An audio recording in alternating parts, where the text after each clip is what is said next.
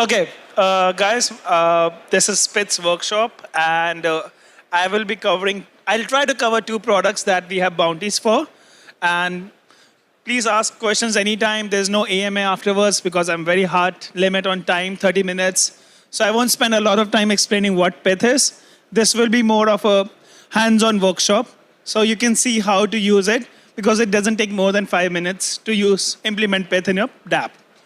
So Pyth and Oracle, we supply price data, we supply random numbers. Two things. So price data can be crypto assets, indexes, metals, redemption rates, meme coins also sometimes. Now we have some meme coins as well. And gold, silver, all commodities as well. And how is different from other Oracle? It's a pull-based Oracle. The difference between a push Oracle and a pull Oracle is in any push Oracle, what do you have? You go to blockchain and tell, bro, I need ETH USD price. You're like, okay, go and read the data on the state. That's how any blockchain or any Oracle work. But in this case, you have to pull the prices. So I'll explain you what do you mean by pull the prices. It's fine. Okay.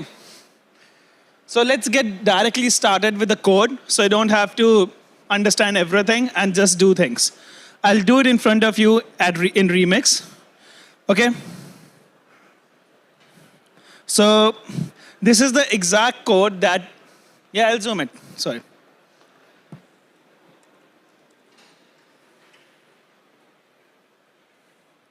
Okay, this is the exact code that you will see in the documentation. I will traverse the documentation in front of you so that when you are building, you can see what I did and you will remember with that. So if you go to documentation, and this is the landing page, you go to documentation. If you're building price feeds, I will recommend you to use the guides here and click here in EVM contracts. And we have a code, an example code. So if you see here, what things are there? There is one constructor in which you have to pass the Pyth contract. What's that Pyth contract? How can you get that? I will tell you afterwards. That's the first thing you need. Second thing you need, which prices do you want to read? Depends on application. If you want ETH USD price or BTC USD price, you need to know the ID of that you want to fetch. That's a second requirement.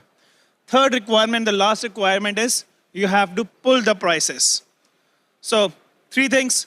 One, you need the Pyth contract address of that chain. Second, you need the price feed ID that you want to fetch. And third, you have to pull the prices. That's all the things you need. So this is the main chunk or 3 lines of code that you will write in your code to fetch the price. This is an example method. If you see, we have the most important line which will make you eligible for bounty. A lot of people who tries to use Pyth, they do the same thing like other oracles. Go get price no older than or get price, and they say I'm getting an error, I'm not able to get the price. Reason is you have to update the price feeds by yourself. The reason is we can't give you prices every second on the chain. So whenever you need the prices, you update at that moment. So by using this, you can get prices every 400 milliseconds. That's how fast Pyth is. Yes? Yes. Yes. So exactly. So get price no older than means you enter the price feed ID and you have seconds. So if you say 60 seconds, so if the price that is updated on the chain is older than 60 seconds, it will give you stale price. Simple. And if you update the price, that means on that chain, that price feed is updated. So anybody can read the price for everyone. Simple as that. One way. That's all. So every price update causes like gas cost plus one way. And even this price update, if you see, there's an argument that you have to pass. This is a price update that you will fetch, the third requirement I told. You can send 100 prices together in one argument. And that's why we have one line which is like get update fee. which will see how many prices that you're passing in this bytes and will tell you how much fees it will incur. So if you're sending one price update, one way. Sorry. So you do get update fee, you get the fee, you send that value fee and the price update, you fetch the price, you're good to go. That's all you have to do to get eligible for bounty. Forget about bounty, that's all you have to do to fetch the price. We have one question, yeah? So if the fee is like too high, I can decide to not get the... Yeah, I'm pretty sure we have 540 price feeds. And in one time, you can update up to 200 or 250. 250 where I don't think anybody is high for anyone. Second question, once you call that update price fee, Yes. what happens? Because like smart contract cannot call like option, right? No. So this price update will have the price. This update will verify the price that you brought is right or not. That's the first thing. And second, it will update the state on the chain. This will already have the price. But when you are, this you have to fetch from off-chain. That's the next part I will show. So when you fetch from off-chain, I have to make sure that you're not changing the price in between before sending in the contract. Yes. Yes. Till now, everybody is okay. 3 requirements. 1, we have to find the contract address. 2nd, which price feed ID that I have to fetch. 3rd, pull the prices. Now that's the trickier part where people don't realize that they have to do it in Pyth. So how to fetch the prices? So there are 3 ways to do it. Like we have our APIs, we have SDKs, or you can stream the prices. So if you see in this document on the left side, we have fetch price updates, a whole page. So you can directly fetch from a curl API, which will give you like a data like this. I'll show you in practice as well. A data which you will pass, okay? Or you can stream the price, or I'll suggest use this SDK in your app because you will write a front-end code in every application you will build. Just write this SDK, call this. Hermes is the Web2 API which will help you to fetch this price update. You send the price IDs, get me price feeds up to you. This is get latest price updates, send these price IDs, you have the price updates. That's it. So I'll show you how it will work. So the same contract that I showed you, I'll run it in Remix. This is the same contract. Nothing has changed. I'm using ETHUSD. I'm hard-coded the price feed ID, but I don't need to. I am zooming out because it is difficult for me to do it like that. Okay. Let's compile this. Compile. Okay. Which chain do you think I should run it? Let me see how much I have. This is Sepolia, so I'll run it on Sepolia. Okay, now I have to pass Pyth contract. This address, how will you fetch it? If you see in our documentation, we have a reference material, we have contract addresses. This is here. You go to EVM, and these are all the chains that we support on mainnet, and these are all the chains that we support on testnet. So I believe we cover everything that you want, especially in EVM space. You won't have that complaint. So let's find Sepolia here. Yeah, we have so many Sepolias now. Yeah, here it is. So I just copy this and pass it in my remix here because I need to deploy it along the constructor asked this. So I pass this Pyth contract address, deploy it, transact not payable. Sorry, what's...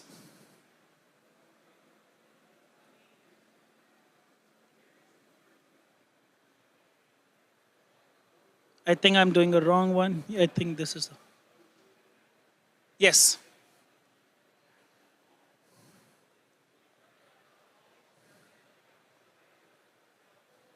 Oh, I've selected the wrong one. Yes.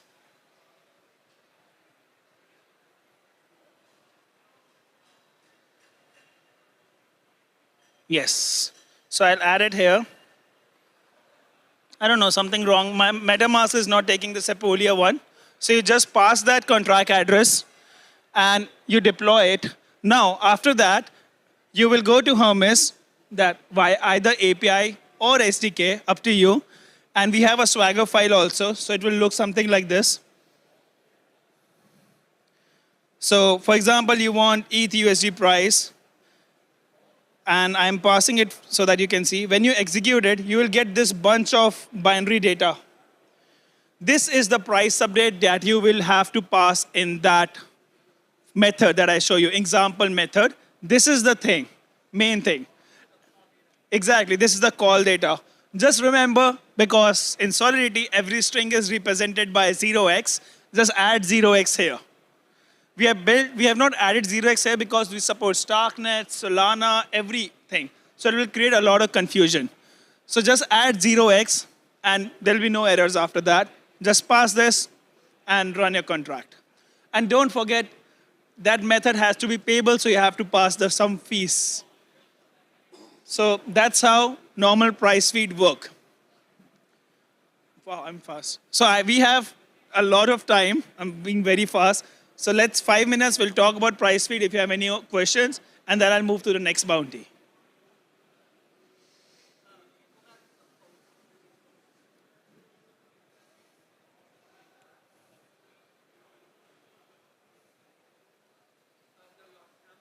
Yeah, this.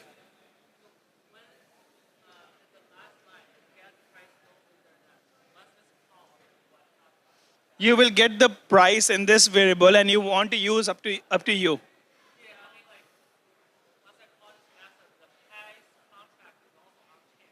Yeah. So all we will all the data, option data is feeding. So it is already updated here.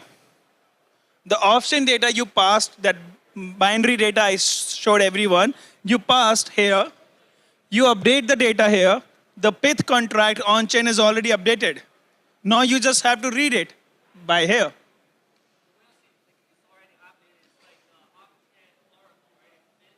So off-chain Oracle is not fitting directly. You are fetching from off-chain Oracle, from Hermes that I showed. So I'll try to run it on Remix. Yeah, I think my question is like, because like the smart contract on chain cannot call the off-chain oracle, right? So how can it pull data from the off-chain oracle? So you are pulling the data from price update. How we are verifying the data, I believe that you're asking? Yeah, like how to Yes. verify So it with we the send- off-chain oracle. So it's not, okay, the off-chain Oracle, we send Merkle proofs of every price via wormhole. You don't have to worry about it. We verify the prices on the back end via wormhole. Yeah, I would just wonder how that works. It's just wormhole is a bridge. It's a cross-chain Oh. bridge. Oh, you just send like a message. Yeah, we send the proofs of prices that you guys are not changing the price between the way. That's how it works. I can explain the architecture afterwards. Okay, yeah. Okay. Okay, let's go to the, if this is clear, I believe, to everyone. Okay. So 3 things. You need the contract addresses. You will find the contract addresses from here. Second, you need the price feed IDs. All the price feed IDs are here. In this page, this is a price feed catalog ID. It will look something like this. So you can find everything. And third, you need to pull prices. How you can pull prices, the whole guide is written here. 3 things, that's all. Now, coming to the random number generator, the product we have called Pyth Entropy. Using that, you can generate random numbers. And how that works, it's very straightforward. For example, you need a random number. You come to Pyth and say, bro, I need a random number. And what I will say, it's like a commit reveal protocol. What's a commit reveal protocol? I'll say you submit a random number by yourself. Could be anything. And I will submit a random number by myself and will submit the hash of the random number on the chain and will commit it. Once anything is committed on blockchain, you cannot change it. Agree?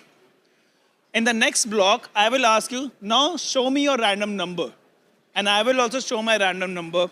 And we will verify each of the random numbers using that hash. Once that is true, the final random number will be hash of both. That's how it works in the backend. But what you have to do is,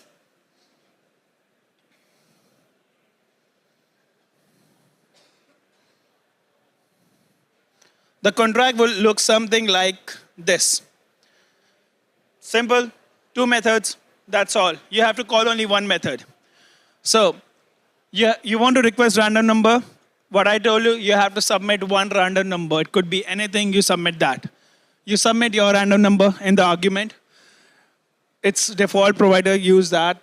The provider is the one who will send the random number to you. And this is the thing you have to call, request with callback. When you request with callback, get the fees just like price feed that we did. The entropy provider address, it's in the guide I'll show you, and your random number, it will send back a sequence number that you store up with you.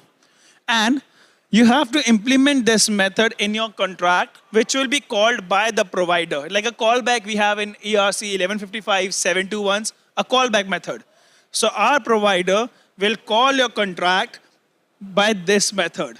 So you have to implement this method, entropy with callback. We will, like Pyth provider will call that with the random number, final random number. That's it. So you have to just do this. And in the next block, or the reveal time for every chain is different, we will send you the random number. For every testnet, we'll send you in the next block only. That's it. You have to call this, we'll call that. And you can generate random number with any JavaScript library like crypto, Web3, Ether, even VM. No, VM doesn't have random number now, but every library have that. Any questions? Yep.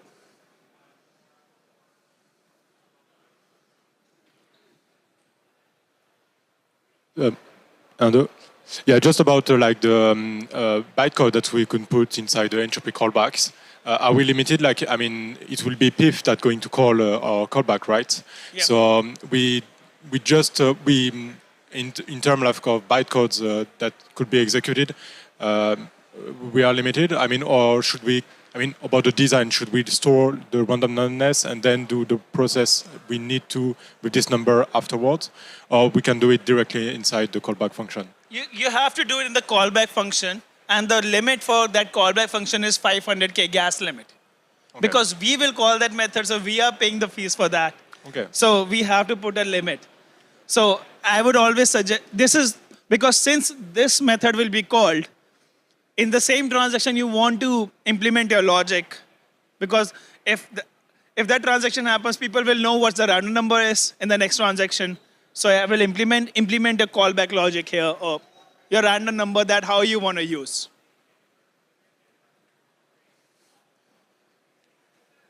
Any other questions? I'm going very fast. I know that, because last time, every time I've done this workshop, I go very slow. A lot of questions come, and I skip the entropy part. So we have time. You can ask questions. If you want me to repeat anything slowly, I can do that. Yes? Yeah, so like how it should be similar to how with price fees, right? Like you trigger, I forgot the name of it, but you trigger saying that update the number. No, it's not like price feed. This is completely different. We are not getting the random numbers from the same Oracle service that we have. Like the flow, right? Like The flow is also not same. the Oracle is posting the number. No. It's completely different. Don't confuse with price feeds. Price feed is pulling the data. This is like, I need random number, just send me that. No, Oracle doesn't post the data, you pull the data. That's the difference between push and pull Oracle. When I showed that you have to go fetch price updates like this, remember? When you call this API, you see, the data you see here, which is highlighted, is the update data, the call data, and the price will look something like this. But when you submit this here, I'm using my left hand, sorry. That highlighted binary data, call data, you have to submit here. It already contains the price. But you have to verify the price if you're using it on chain, and that's where this happens. So you have to pull the price. That's a catch. If you see in the bounties that I have mentioned, I've mentioned many times, if you don't pull the prices, you won't be eligible for bounty. you have to pull the price. But if you are building something and you want to integrate many oracles together, and the interface would be different for every oracle, you can run a bot which will keep updating the price. We also have that bot. It's another document. I'll share that. So you can also do that. So I'll check each and every code, how you are updating the price. So you have to update the price. This is the crucial part. You have to fetch the price, update the price, consume the price. 3 steps. And 3 things that require the contract address on any chain. That, like, if you're deploying on Blast, you search from Blast, what's the address, put there. Which feed do you want? You fetch the update data for that, consume it. It's storing and verifying. 2 things are happening in the backend when you run this. First, it verifies that, okay, you fetch the data from an off-chain service. The Ethereum price is $3,500. You change it to $3,700. And you tell Pyth, update the price. It is wrong. So here, that update checks that, have you changed the price or not? How? It's like every time you fetch a price from off-chain, we send a Merkle proof of that price on-chain, not the whole thing. Just a proof. And we check computing the Merkle proof here and here. If they're same, that means you have not changed anything. That's clear? So it's like when we call that get the price. Yes. So the user will get the price from one pass. Yes. And then the provider will submit the Merkle tree Yes, through another it's already pass. submitted all the time. So Okay, gotcha. So in the contract, it will verify, Yes. like compare those two. Okay. Exactly. So it will first verify and update the state. So you're just reading the state here. Simple. And you can combine 150 or 170 prices together in one update. So you don't have to call transaction again and again. So that's how you can fix it. Like, you mean like have multiple price feed IDs? Yes, like this. If you see in this, in the same API, I can add many. Like right now, it's replicating the same one, but you can add many. If you execute, it will give you one data, a bit longer, of course, but you pass this only. So right now, if you see, I have passed how many? 5. And if I go here, so if I pass that 5 price feed data, the fee share will be 5 now. But does that rely on the execution of this transaction and the Merkle proof are submitted in the same, have to be in the same like block? No. So what if like this logic is executed at block 1, but the Merkle proof So Merkle proof is not submitted like that. When you update the price feeds, our contract will fetch it from the wormhole. So don't worry about the Merkle proof from your end. We will verify it. We fetch it Merkle proof from the wormhole at that point of time. We verify it. So everything happens in one transaction. So with the VRFs, is it with REN? Yeah. So with VRFs, why do you need callback to specify upon like So in the first transaction that you send, when you request for callback and you send your own random number, we commit it. If we can't send this random number same transaction unless you commit your random number. Like, what if you change the random number? So that's why callback happens in the next transaction and we send you the random number. That's why the callback mechanism is there. So in the next transaction, you'll call my Yes. function in my smart contract that I specified in the callback? Yes. So it has to be the same interface, like reveal with callback. I'll open it again. Yes, entropy callback.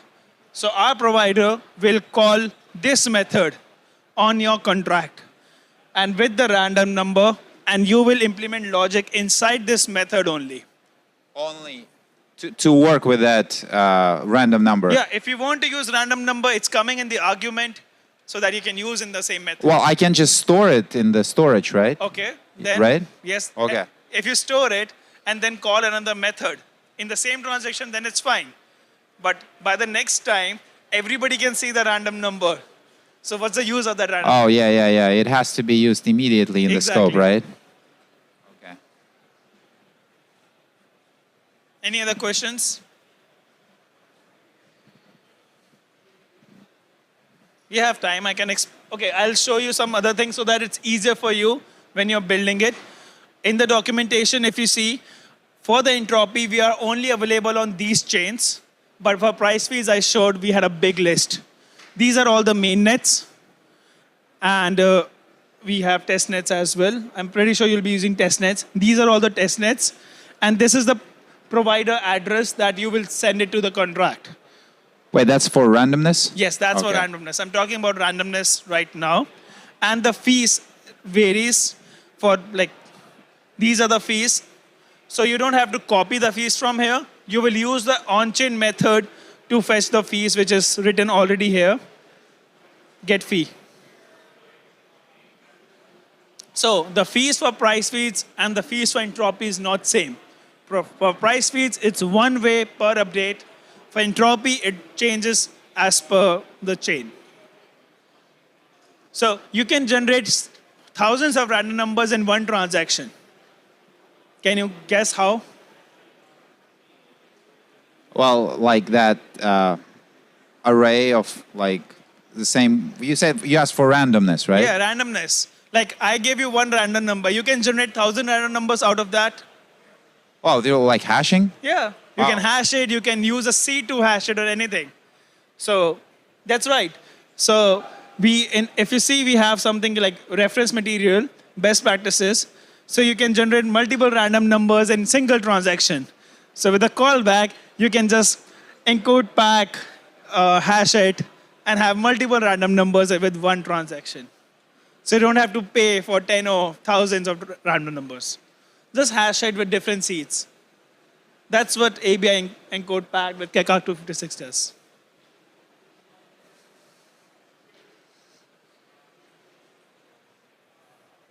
So I'll recommend everyone to use the guides. They are short, they're crisp, and they contains everything. How up to date are they? I updated it. Don't worry. Today? So we have not changed anything in past few months. Okay. But I keep updated some reference materials and all the contract addresses are updated. I'm just putting an update. I'm pretty sure it will go by like in 2 hours. But if you go to price feed IDs page, these are the price feed IDs for prices. Even though you're using mainnet or testnet, don't get confused by EVM beta or stable. Don't look at this. These are all the price feed IDs you need for Litecoin. I don't know why it came to my mind. Yeah, But so the price feed ID always stays the same across yes, testnets and exactly. every chain? every chain, irrespective of EVM, non-EVM, Solana, or whatever you want, price feed IDs will remain unchanged. Okay. So then, like when I switch chains, I only look to switch the address of the Yes. oracle. Exactly. Okay. And the price update that you fetch from home is chain agnostic, doesn't care about chain. So you just have to change the constructor Pyth contract address. That's all.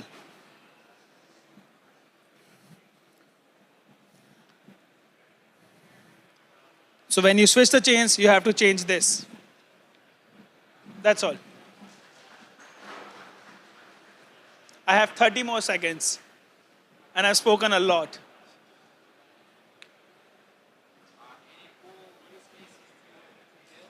For price feeds, right now, think of any use case where you need a lot of prices together or very frequent prices. Trading, like almost every perps out there use us. Or DeFi applications are switching to Pyth because we can send you data every 400 milliseconds. And for any random number, gaming, lottery, anything like that where you need random numbers, you can use it. Exactly. It's cheap. It's all permissionless. You don't have to contact me, dude, I need random numbers.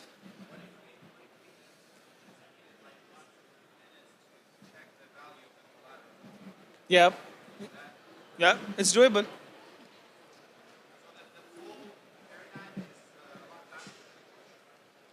So You Sorry. can make this oracle as a push. Just answering the last question. Sorry, can we please go to their booth Okay, to yeah. continue this I'll answer conversation? that. We have Thank to you, guys. continue with the next talk. Thank you so much.